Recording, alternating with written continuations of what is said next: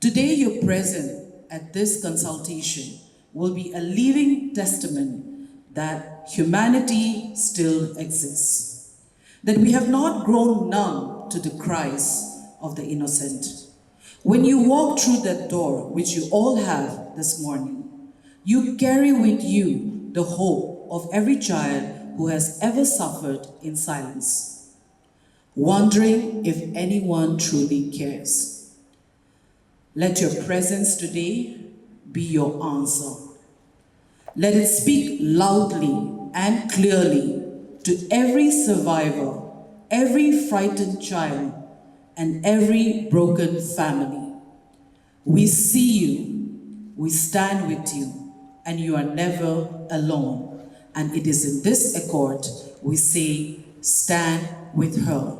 May I request everyone to kindly stand.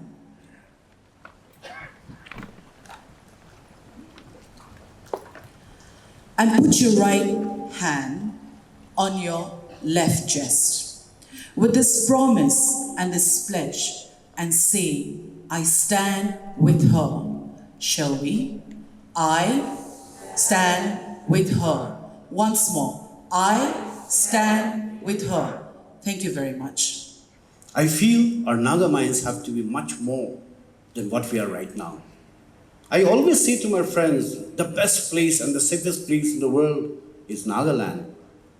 But this incident has really shied me down and had to put my heads down. But I know we can achieve a better level. I know we can do much more together collectively because we Nagas are very fast in catching things up. And we can do it. For whom? For our state, for our people. For the next generation, I would say that. Let us not be narrow-minded. Let us try to become broad-minded. For every impossibility, there is a possibility actually, if we try. I would say that all the stakeholders from the church itself has to start sowing the seed of not generalizing, but to be specific and to make sure that abuse itself is a sin. We have to understand that. All the NGOs, all the mother and father, all the civil society, bureaucrats, everybody should take accountability, including the Education Institute, which is the hub center of the children being taught over there. I guess we need to roar and try to bring our people to a much better level in a civilized world. While we are on the subject of child safety, the challenges that they go through because of sexual abuse and violent harm.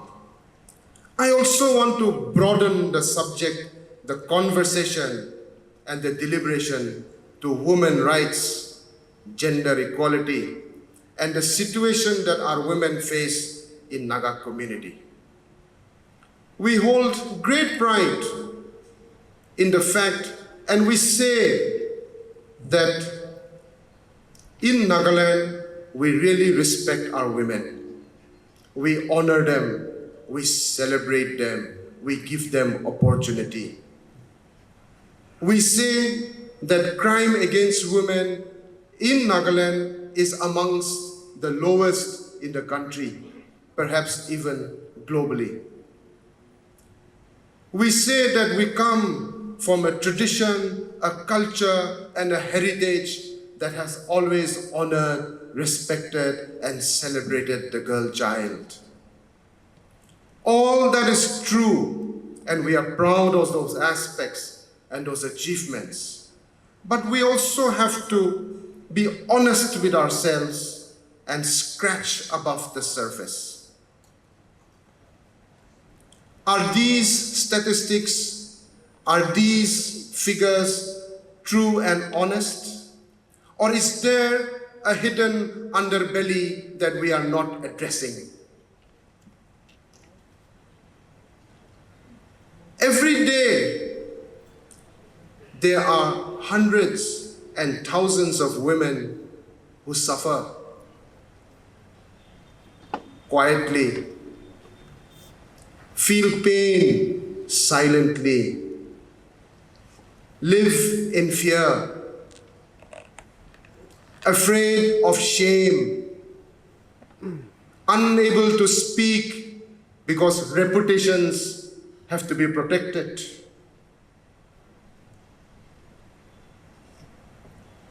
Will we allow this to continue? Mental torture in the workplace, sexual abuse from those that are supposed to love them the most, fear and a sense of insecurity in their own homes, in their own workplaces, in their own bedrooms. Discrimination, domestic violence. Our women, our girls, our daughters, our sisters, many of them suffer every day. Silently, quietly, crying. These are realities we have to accept. These are discussions and deliberations we have to begin. And I take this opportunity today to reach out to all sections of Naga people that let us start these conversations in a more serious manner. In our homes, from the dining room, our village councils, our church organizations, our civil society organizations, tribal ho-hos, at every level, we must start these deliberations. A mere press release, a statement of condemnation, a bite to the media is not enough. It's not enough. We have to follow up. We have to ensure justice. Shame should not belong to the victim. Shame should go to the perpetrator. That victim needs support, love, compassion, empathy. That condemnation, that press release is not providing that. One day of protest, taking to the streets, firebrand, bite to the media, those are not enough. We have to lay the foundations of ensuring justice. We have to listen to the voices of our children. We have to hear the cry of our mothers and our sisters. Victim blaming. In every situation, one of the first reactions is victim blaming. That is giving space to shame and fear. And the perpetrator is getting away with it because his communities, his village, his surname, that reputation has to be protected. Let us change that narrative. So I would just take a few minutes, and maybe a certain word may, be prejudicing, but I don't intend for anyone in particular. I'm just going to speak in general. So mostly when it comes to child in need of care and protection, that has been looked after by Child Welfare Committee Dimapur. It is a quasi-judicial body. I'm sure we all are aware of it. And in this present moment as well, the abused child is under their care, that we are all know about. And I'm sure the Child Welfare Committee, as soon as the case was reported, a support person must be appointed so that the child feels comfortable. And such support person is someone who are child specialized in psychology and child-friendly experiences. So coming back to the experiences that I want to share right now is most of the time we think child abusers are a stranger from outside the one on the street who looks like a villain. But definitely that is a wrong notion, because child abusers are mostly from a safe haven, from a safe home. It may be an uncle, it may be a guardian, it may be a relative, as we can see at this present moment. And when we spoke on this POCSO Act and Juvenile Justice Act in various schools, some teachers actually denied this fact, that Kordido inaga nathake, Kordido sab halma nathake. But I would like to deny that fact because the truth stands. So dealing with such cases, I also want to say, mention about one thing, that children cannot lie for a long time. They may lie for a short while, but they get exhausted. So this is also one interaction when we have with the child. And many times, when as a member also, as a child welfare committee member, we face a lot of hurdles. And in fact, the system blacklists us because family kan ahado abuser kan do itu bureaucrat ase, itu ase. They're from a well-to-do home. They're from an educated home. And they're always hampered in our work. Sometimes we are blacklisted forever. Kali sawo kiman diri tenure grubo, like that. So to work as a child welfare committee member or to be part of the juvenile justice board, we face a lot of challenges. And also, I want to talk about the compensation part, even though we don't have time. There's victim compensation for victim of violence. So when we are creating awareness, people say, rape kurile compensation pai. Nah, that is also one thing they ask. But this is not for that reason. This is for the rehabilitation, for the medical care, for her to come back in the society. These are all very important. And I also want to highlight one thing. Compromise. Every time we get cases, they will come, Baba la Nambra, village la Nambra. And these things we have to do away in the society. And also I would like to, since we have leaders here from the state and different organizations, when appointing members of such sensitive protection system, like child protection system, like women protection system, let's not appoint with nepotism, the culture of nepotism. No political appointees. Appoint those who are expert in that field, who has this experience. So this is all I want to say. Thank you very much. A lot of times we see that it is the system. It is actually the system who does injustice to the victim here. We can't just blame only the abuser. The system itself, there is a problem with the system itself. I tell you why. Because the POCSO Act is very clear. It says that the moment under Article 19, it says that reporting of a case is mandatory. In case you're aware about that the child has been abused and you don't report the matter, what happened is that you will also be persecuted. You will also be in prison. But here, what happened is that the system itself, when the matter has already been reported, they refuse to lodge the complaint. Why is that? Isn't that the system failing the victim? Because the act is very clear. There is no, justification or to give justification, because the act says matter relating to sexual assault of minors, is it mandatory to be reported? It is mandatory to lodge an FIR. But when there is a delay of lodging an FIR in the police station, the injustice became from the police station itself, because police station is the place where justice for the child starts. But when at the threshold injustice is being done to the child, because what happened, what we usually face was when the victim comes to report the case, it's actually, I really don't understand why the society and the system is more protective of the victim than being more protective of the accused, rather than being supportive to the victim. This is something like which we all need to understand why. Because suddenly a case is registered, everyone becomes a friend of the accused, but there is no one for the victim. I'll give you an instance. Be working in this legal profession. There was this case here in Dimapur. There was a hue and cry about it, but as usual, after some time, it slowly died down. There was this child, a minor child was abused by the proprietor of the institution, and when the case happened, oh my goodness, everyone overground, underground, everybody, even including the family of the victim, they pressurized the victim's family to withdraw the case. You know what they went through? I'll tell you, again, there was another case where a minor child was raped by her own biological father. And knowledge base. I do not know what was the reason why the police could not arrest the accused person.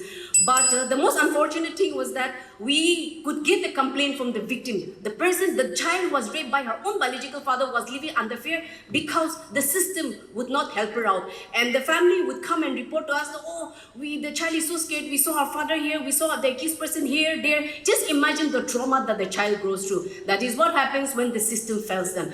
Another important case that we faced was, there was another case where a child was raped.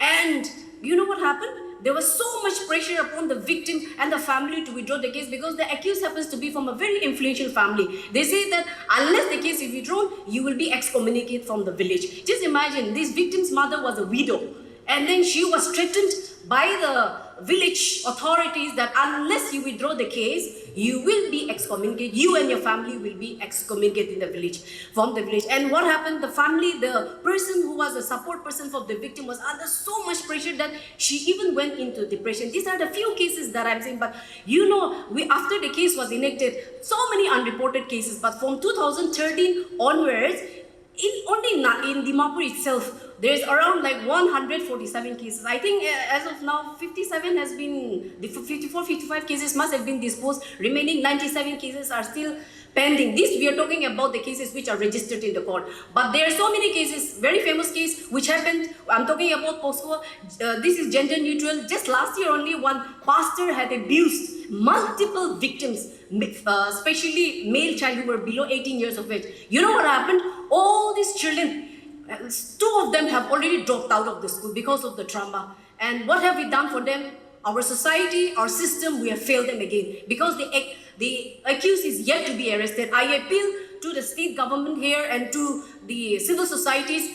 Please, the 6 victims, the minor boys, are still awaiting justice, and we need your help because we are very lucky enough to have a very high-profile police officers who is heading the state. In the past, he has already arrested very high-profile criminals, even from outside the state. We hear that accused is absconding at the moment. An absconder charge sheet has been filed. But we want to appeal to the state, to the government, and to the civil societies here.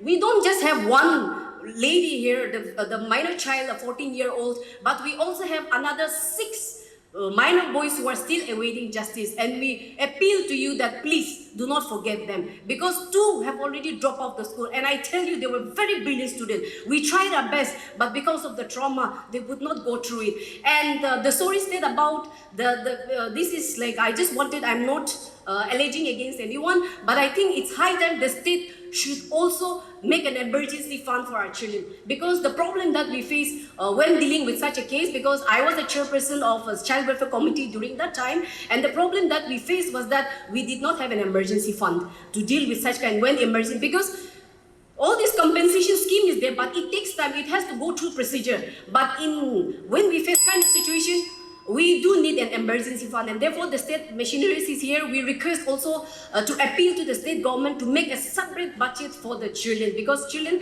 we also have a good number of population of children. I think my time is up. Thank you so much. The problem is not the only first step. Lasting change requires shared responsibility and a commitment to dignity, equality, and justice. Dignity must not depend on gender. Every woman and girl possesses inherent dignity and worth.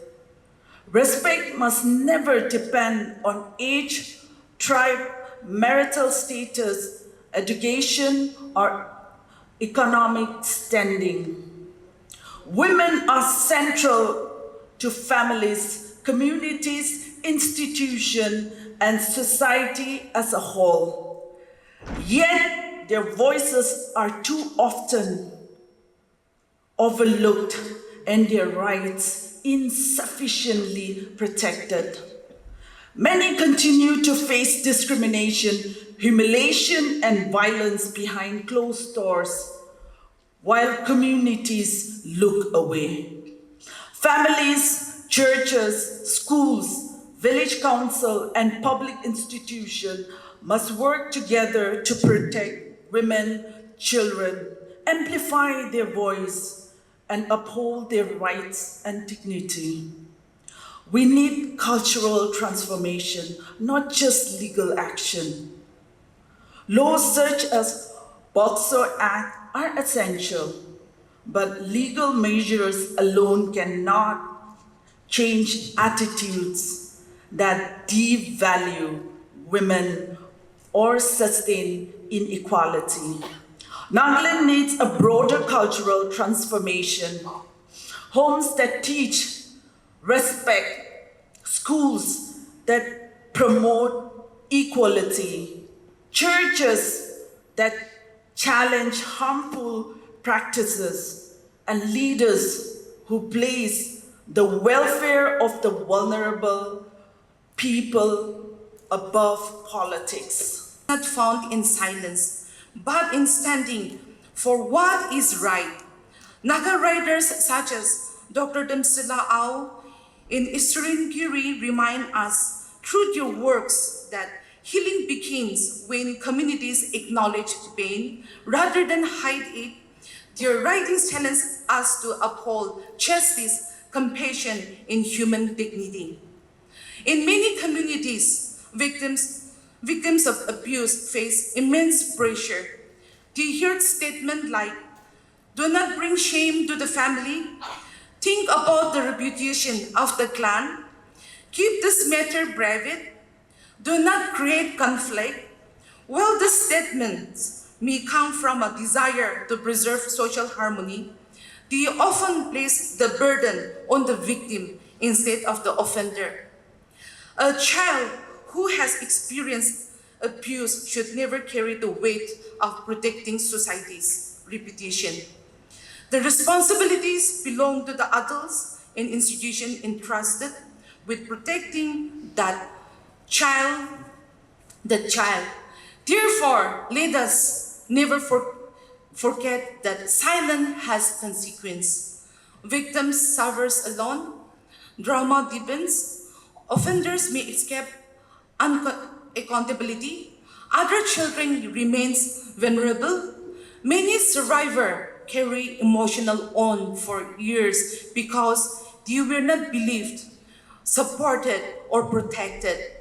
The greatest danger is not merely the abuse itself. The greatest danger is when a victim feels abandoned after the abuse. So let us create a culture where victims are protected. It is our collective duty to educate children on safety, enforce strict protection laws, and build vigilant environments. Point number 3, unwavering supports. We must pledge to create a society where child rights are scarred and survivors are not met with unconditional hate and healing and care. I would like to take this time to say a few words to the victim and the family in Nakamis. Dear sister, अपनी बरा side एक बोले पड़े American के इतिया और अपनी ला parents kan भी side एक बोले पड़े अमेरिकन यदि खरा कुरा तो अपनी ला सॉलिटरी अपनी करने सपोर्ट करना खरा कुरा ला आसे दे अपनी की कोशिश करेंगे ना से इमान साल बरा अमेरिकन को बोलना पड़े किमान अपनी पिखाएंगे ना अपनी इतु इंट्योर करेंगे ना अपनी थ्रेटन बरा पुई करेंगे ना ऐसे अमेरिकन को बोलना पड़े दे बोले भी American apni lagaw so de kara Korea se not only as a Densu but as a Nagas in general. Aro American achi kara kura to justice na pata ito chundo culprit ase ito kan ke justice na pata American narukibo. And we will send a message message to the entire culprit kun mindset ina piya ho ina ase ki aji bra ito crime kurole timak ti bra 10 times pi phayo lage phui khawle lage de Allow me to submit 3 pertinent areas for our institutions to act upon. First, strategic responsibility of schools. Every educational institute must implement a formal child protection policy enforced by designating a child protection officer not as a nominal role, but as an accessible, safeguarding authority. The child must clearly know that there is a trusted adult within the system who will respond. Child protection education must be integrated into curriculum design, covering body autonomy, safe and unsafe touch, consent, and personal boundaries. Because rights-informed child is significantly a protected child. We must also ensure continuity of education for any child who has experienced abuse. Policy without practice is symbolic compliance. We require functional compliance with regular reviews and active monitoring of its implementation. Anger and its use of might. We are all aware that responding with anger and violence does not really solve anything. As difficult as it is, we must learn to cultivate a composed mind. That is not to say we must not feel anything. Not at all. We must stop being humans. But we must not become victims of our emotion. All of us possesses the capacity for rationality, and we must practice it. Whenever there's a bad situation, we always hear requests for calm and restraint. This is not simply to pacify situation, but it helps in listening and understanding our grievances. To express with composure and restraint does not alter the fact in any way. We must continue to speak against wrongs and demand accountability. And we must do it in a way that brings constructive change and not further conflict. To express our grievances calmly is even more necessary when it comes to the care and safety of our children. When our grievances are voiced in anger and panic, it may cause harm. It may cause further harm to the child. But to compose and calm in such situation isn't easy. What caliber is Babna Police? Kinela Kuribona. But since Mula team Paishe, Ami Tate American Sir Andrew Autobra, Team Diabra, it has come to a point. First responders, Kiki Katnate will be first responders to Colin Kanaga leaders Kanaga Port Avide. Aru to time there, Colin leaders can Taikan Naga wisdom bra, Taikan Naga responsibility bra, kun to direction te lui jabo lage, itu babna kore. Kitiwa time de, nupuncha laga bhi hui jai de, because everybody is not perfect. Itu humai time de ki hui jai, negotiation hui jai, enika kori jana. Incidents come to negotiate Kurila. But as a DUCCF, request Kurum Thaga American leaders come here, American tribal bodies come here, American Naga, all walks of leadership come here. American Inika Laga society te Naga Manutu Kityabi. इनका ला society के आगे आना ही तो और इनका ते there is no compromise when it comes to child abuse or any kind of sexual immorality. There is no excuse. Accused must be punished. American laga POCSO Act labi koi dishe sob huni pai ase itia আমি kan jani ase that certain various laws ase POCSO te hobi JJ Act te hobi নহলে B আমি kan laga CWC Child Welfare Committee kan laga bi thake আমি kan as a colony chairman leaders kan colony council kan আমি kan Bible de moi aji de yate church laga represent kori kina khara koria karne Bible be ami refer kori bole mon ase Psalm 127 verse 3 de kwa nishina it declares that children are a gift from God. Children are a heritage. Not children into the heritage as a children are not a possession to be exploited. Ami kan bacha isor ami kan get dia gift ekta nishina ekdam saman bhal ekta ase kiba saman ekta ami aji cholaise ami cholabole alchi lagise kali apuni ke dishe nohole be apuni ekdam dorkar ase koikina mangise apuni ke dishe apuni saman ekta nishina loigina apuni ki hisab te cholabole munase cholabo na paribo Bible brakwa do nohoide it is a gift of God sorry Isor laga gift to ami kan misamishi cholabole na paribo itu ami itu kui dia se itu bra the sexual violation of a child is one of the most serious crime a human being can commit agete speakers kan brabi ko anishina itu ase so it is not merely a crime under civil law but a profound moral and spiritual evil na and that strikes at the very heart of God's design for humanity. Therefore, the church cannot remain silent. Even Jesus, who welcomed children and placed them in the center of the kingdom of God, gave a very strict warning to those who would harm the children or a child. Amikan Matthew chapter 18 verses 1 to 5 to be purina jaile paide.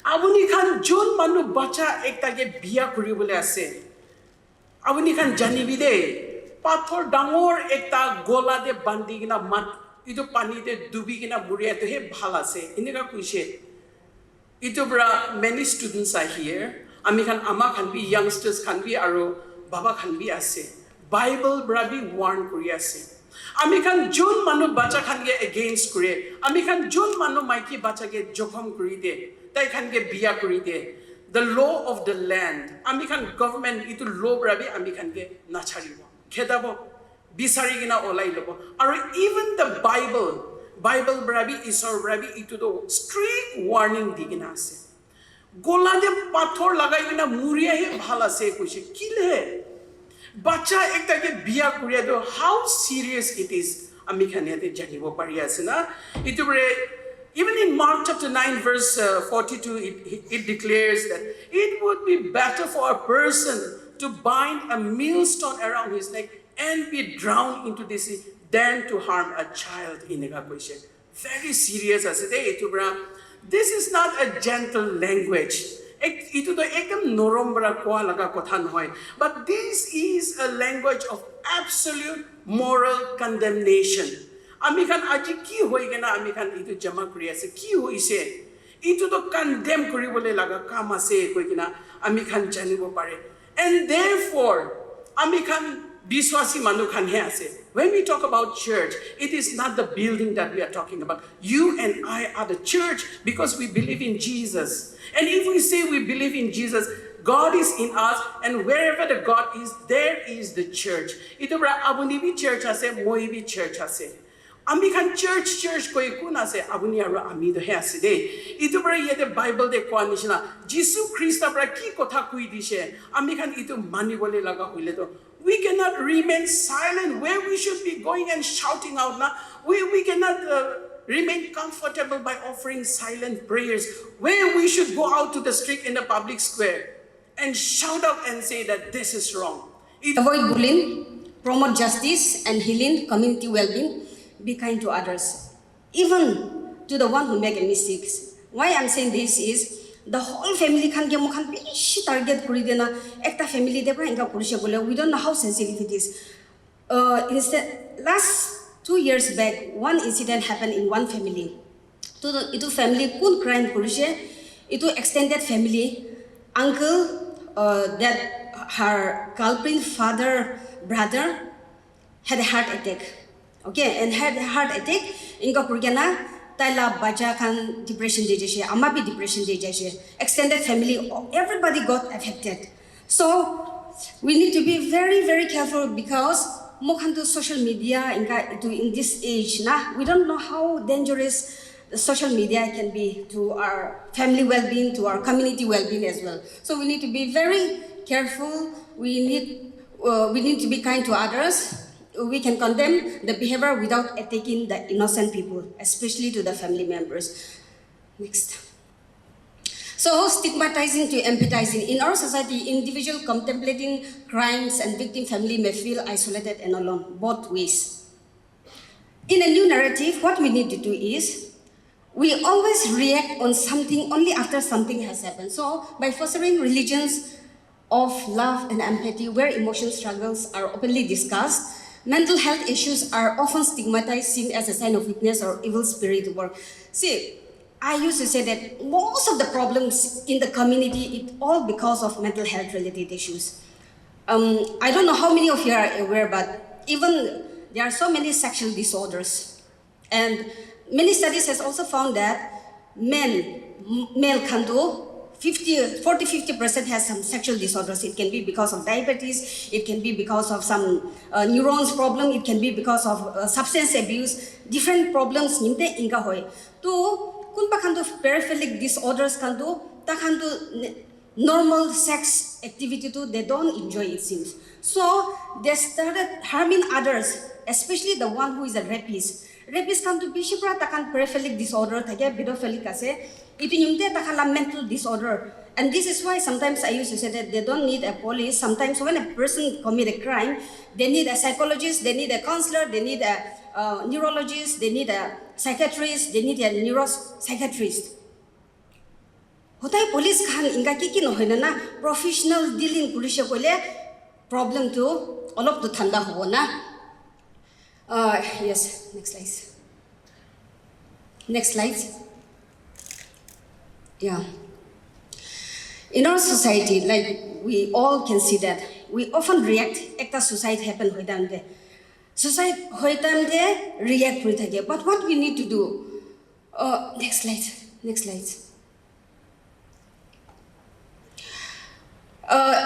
Involving policy and social change, prevention efforts are often reactive, addressing the issue only after effort, focusing on prevention rather than reaction. We can only encourage government, institution, churches, organizations to invest on mental health resources, which is very important. Next. So these are the few things that as a professional, I can suggest to our community, to the stakeholders here, and to the leaders, and also to the media person. Institutions, when I say institution, it can be government, it can be church, it can be a school. Sanitizations and training programs with the stakeholders, with the healthcare sectors, church leaders, teachers, community leaders should be trained about mental well-being.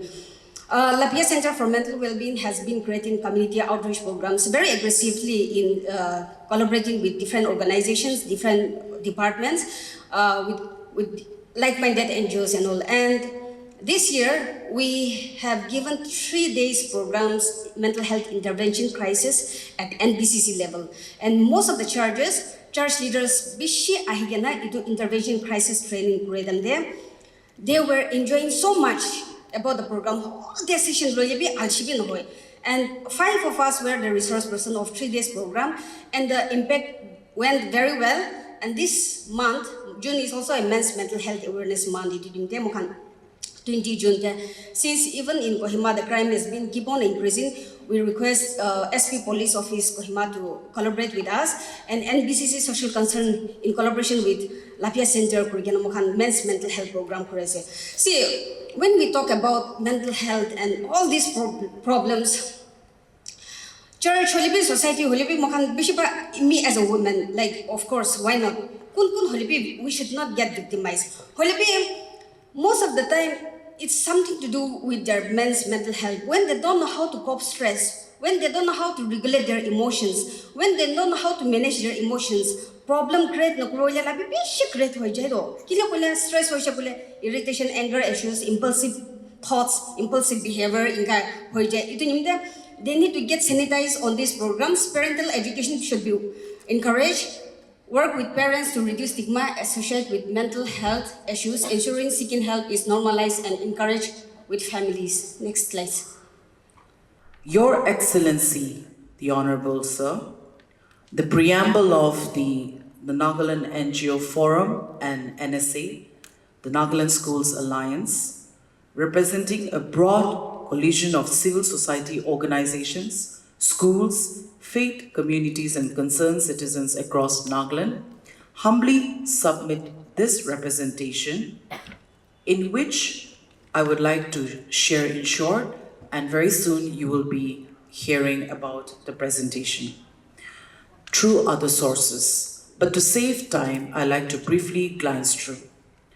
So the representation speaks about, with an appeal for the legal framework, our obligation under the law.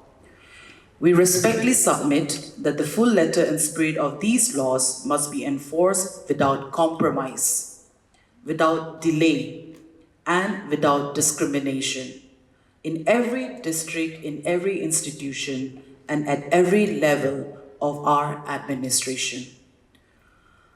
Our demands, what we respectfully urge the government to do. In short, these are some of the few points for your awareness. It is to direct the NCPCR and Nagaland State Commission for Women to closely monitor the case. Full support for the survivor. Mandatory child protection policies. State-level child abuse review committee, which I found it very interesting and important, where it states to audit all report cases of child abuse, identifying systematic gaps, and publish public accountability reports on a quarterly basis. This is something that is missing in our state. Many cases are not revealed to the public for the very sense of sensitivity. But how long will we hide cases? If we are to become aware, we must listen and know the most ugliest, gruesome cases that is happening. Community level child welfare watchers. This is speaking for all the colonies and villages and homes to be the watchguard and guardians. And this is on all voluntary basis. In many cases, these initiatives and ideas were shared, but unfortunately, many people wanted stipends, wanted salary. And if government continues to pay salary, we do not know what will happen to our state. And this is supposed to be a moral obligation. Increased budgetary allocation, and this is a point that will support in the existing budget that the children cases face, and some of our speakers have also requested the same. The appeal also looks towards public awareness. As an example, today collectively it is done and it must continue. And stigma elimination. Constant awareness and programs in different dialects, in different communities, in different levels, it must be initiated independently and collectively. Establishment of permanent and equipped facilities for child welfare committees across district headquarters. We therefore urge the government of Nagaland to allocate land and funds for dedicated permanent CWC buildings at all district headquarters, ensure trauma-informed, child-friendly design with private counseling rooms, separate waiting areas, and distinct legal administration or administrative spaces, incorporate integrated short-stay shelter units for immediate crisis intervention, and equip facilities to host multidisciplinary teams comprising child psychologists, medical personnel, and legal aid providers. A closing appeal in the name of every child. When one child suffers in silence, the conscience of an entire community is on trial. Your Excellency, as a concerned collision of organizations and community stakeholders, we appeal to your conscience, your authority, and your humanity. Your response to this representation will be a living testament that the government of Nagaland has not grown numb to the cries of the innocent. When the full force of the state stands up for a child who could not stand up for herself, it sends a message to every survivor, every frightened child, and every broken family across this land. We see you, we stand with you, and you're not alone. We earnestly pray and trust that the government of Nagaland will act and with urgency, with compassion, and resolve that this matter so gravely demands. Respectfully submitted on behalf of the NNF and NSA, respectively.